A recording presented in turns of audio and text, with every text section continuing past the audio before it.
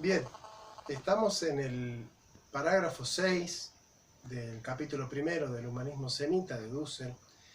Ya hemos visto la antropología semita y nos toca ver ahora un poco ya cuando se va acercando la época de los macabeos y la influencia griega en el pensamiento hebreo. La influencia griega se hace muy presente, ¿no? Se marca mucho en el pueblo hebreo. Leamos primera de Macabeos 1:11.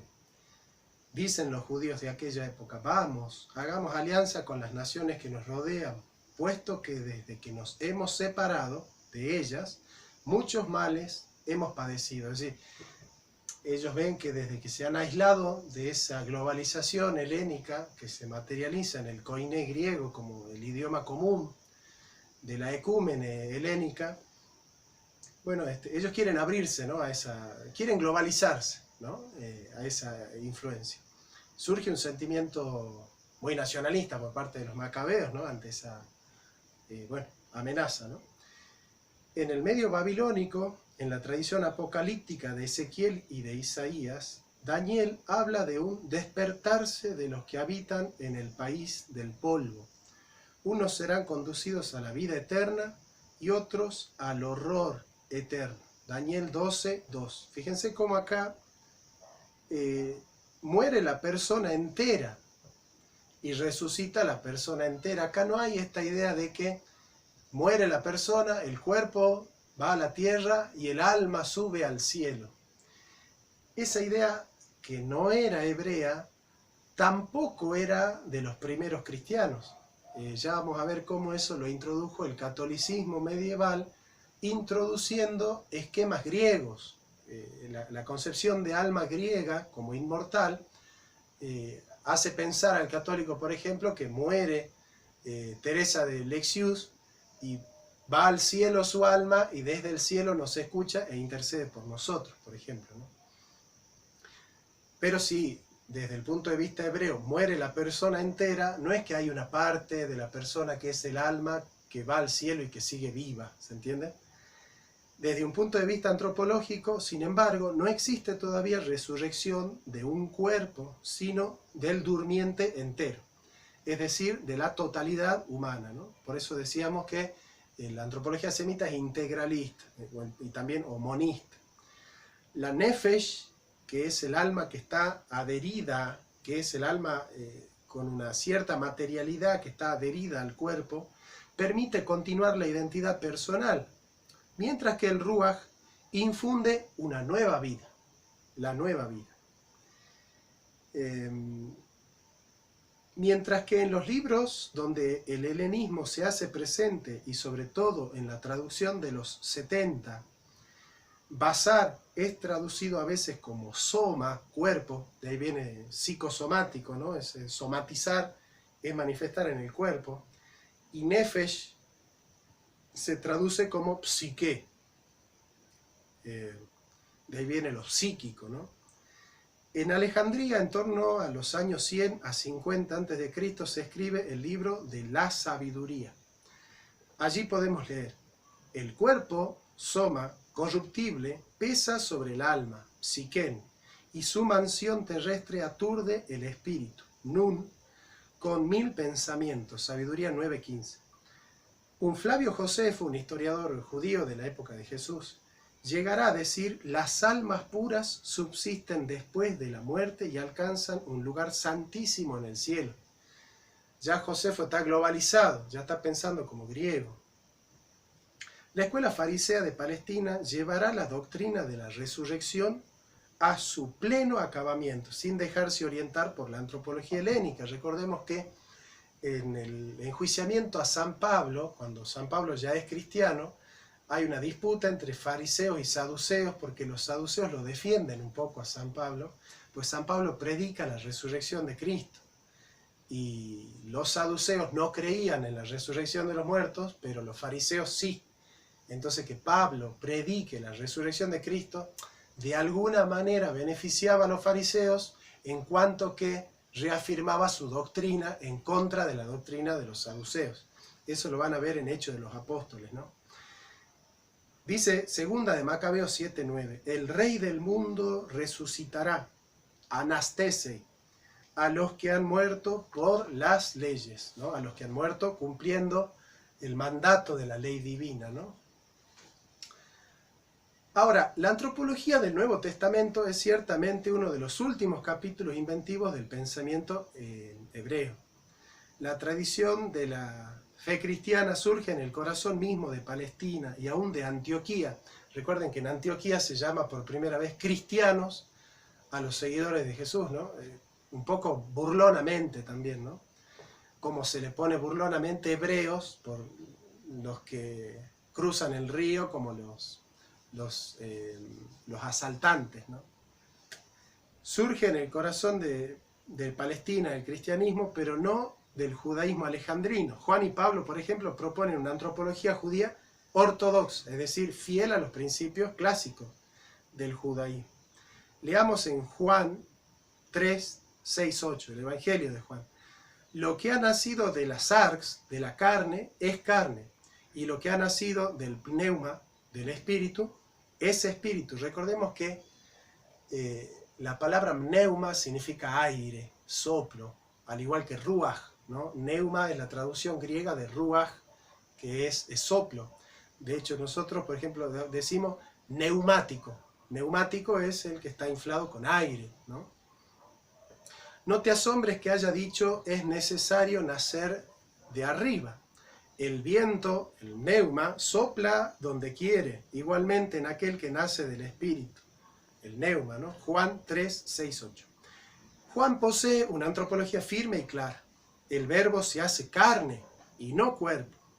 Eso lo dice en Juan 1, 14. Existe una voluntad de la carne, es decir, una voluntad humana, ¿no? En Juan 1, 13. Un deseo de la carne, en primera de Juan 2, 16. De igual modo, el Padre resucita a los muertos, Juan 5, 21, y no a los cuerpos, como pensaba Josefo. Pablo, es decir, que se resucite al cuerpo o a la carne no es lo mismo, ¿no? Porque, por ejemplo, el catolicismo piensa que vos te morís, el alma tuya sigue viviendo porque es eterna y va al cielo, y en la resurrección, ese alma tuya se va a reencontrar con el cuerpo, se va a reincorporar. En cambio, el pensamiento hebreo es, cuando vos te morís, no tenés conciencia, no tenés memoria, y Dios te resucita, y te resucita entero, no resucita una parte de vos, digamos. Esa es un poco la idea que me gustaría que se entienda, ¿no? Pablo, fariseo de Tarso, es aún más claro. Existe una inteligencia de la carne, Colosenses 2:18, una sabiduría de la carne, Romanos 8:6, que se opone a la phronematus neumatus, al entendimiento del espíritu, con respecto a la distinción de los dos órdenes, nos explica Pablo. Así, la resurrección, anástasis, de los muertos, ton negrón, se siembra en el cuerpo carnal, en el cuerpo psíquico, soma psiquicón, y renace un cuerpo espiritual, soma neumaticón.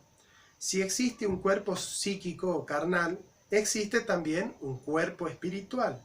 Está escrito, el primer hombre, Adán, fue un alma viviente. El último, Adán, es un espíritu vivificante. Pero no es el espiritual el que viene primero, sino el carnal, el psíquico, y después el espiritual.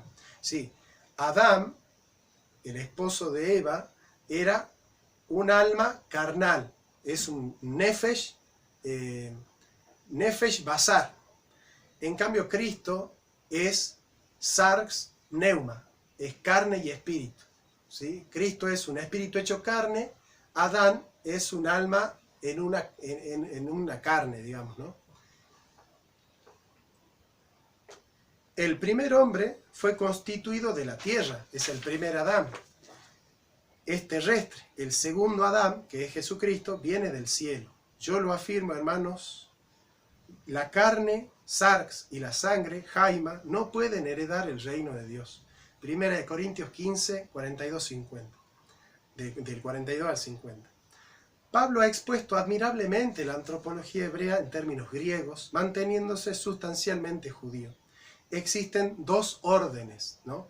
un orden terrestre, que es el orden en el cual nosotros estamos compuestos de carne y de alma, y hay otro orden que es un hombre nuevo, que es nacido del espíritu, que es un hombre espiritual que vive en el creyente, por ejemplo. Entonces el creyente, cuando opera desde el espíritu, opera según la gracia de Dios, y cuando opera según la carne, opera según los principios humanos, digamos. Hay una especie de doble naturaleza en el ser humano, ¿sí? Eso es lo novedoso, digamos, que va a traer el judaísmo y que después se va a consolidar en el cristianismo. Existen dos órdenes y el hombre puede pasar de un orden al otro en su totalidad. En esto estriba la diferencia con el griego. El cuerpo psíquico no es mero cuerpo griego, sino ya la totalidad humana.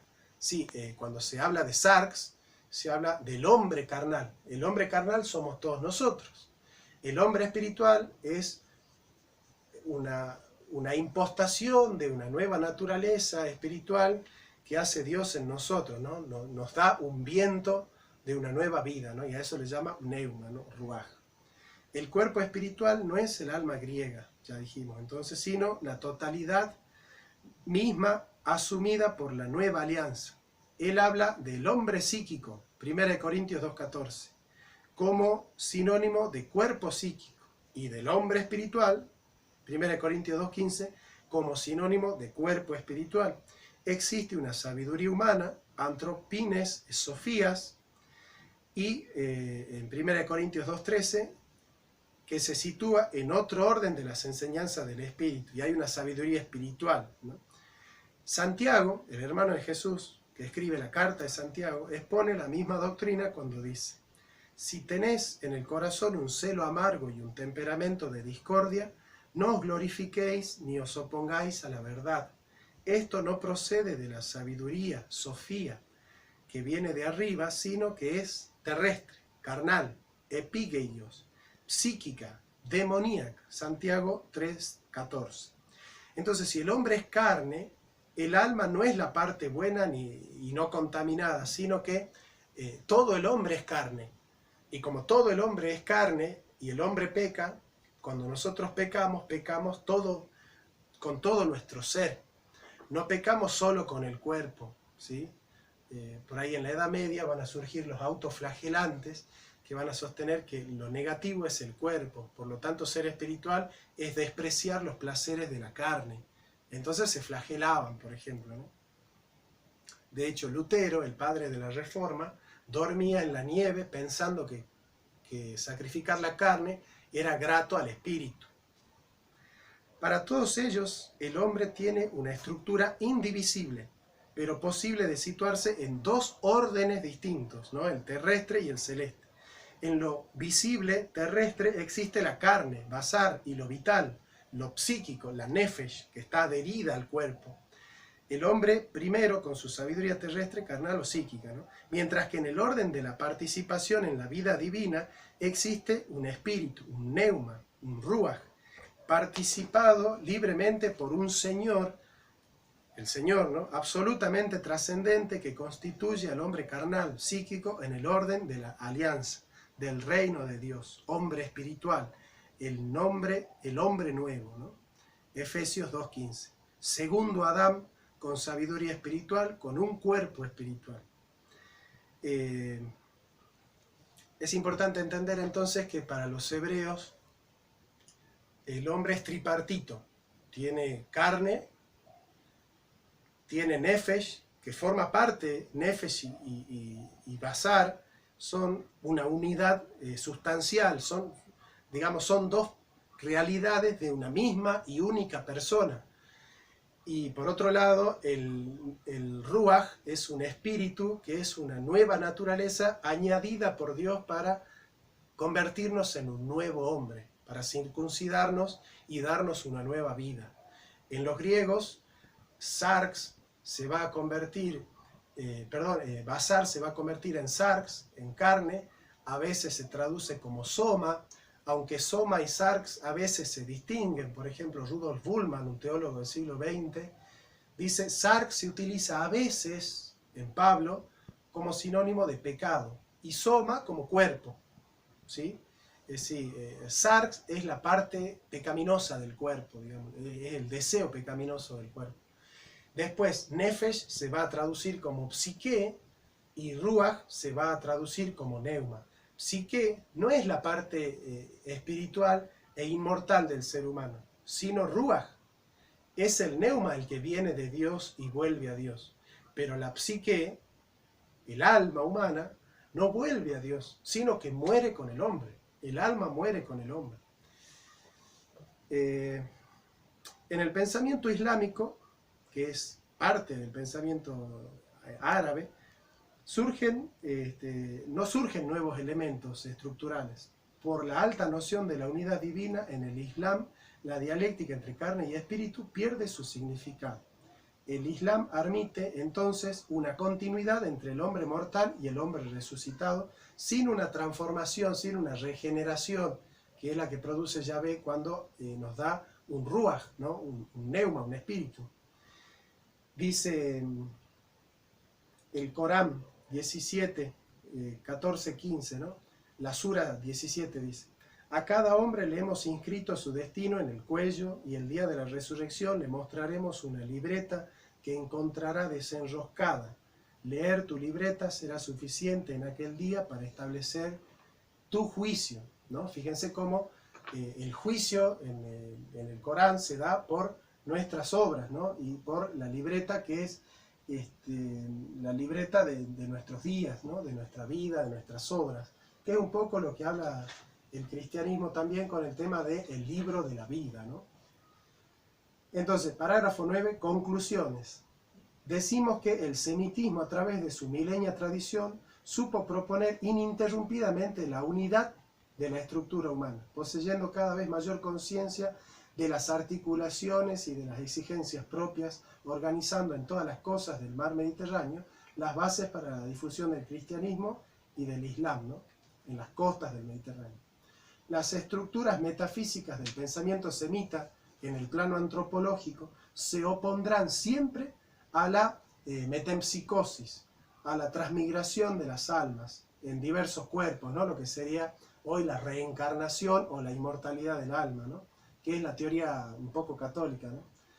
A la posibilidad de un intelecto agente, es decir, un intelecto separado del cuerpo, genérico o sublunar, tesis apoyada por Aristóteles, pero desarrollada por el neoplatonismo. Se negará también el pensamiento semítica a la existencia del género humano como abstracto, para admitir solo la existencia individual y concreta, pero ligada de un modo a la intersubjetividad, no de tipo lógica o teórica, sino de tipo ética. Y ahí vamos a ver cómo, por ejemplo, Urukagina es un rey sumerio, acadio semita, va a proponer las primeras leyes de justicia social, de perdonar a los que están presos por deudas, de una cierta equidad social, de impedir la opresión de los pobres, de los huérfanos, de las viudas. Lo mismo va a pasar con Hammurabi, lo mismo va a pasar con Moisés. Prohíben la opresión del pobre, porque oprimir al pobre es oprimir la carne, y darle de comer al pobre es humanizarlo al hombre, porque el hombre es carne. Aquellos que sostienen que el alma es inmortal y que el cuerpo es mortal, se preocupan por el alma y no por el cuerpo. Por lo tanto, no le dan de comer al pobre. Y esos son los cristianos que están más preocupados por la verdad de la palabra que por el hambre de los pueblos.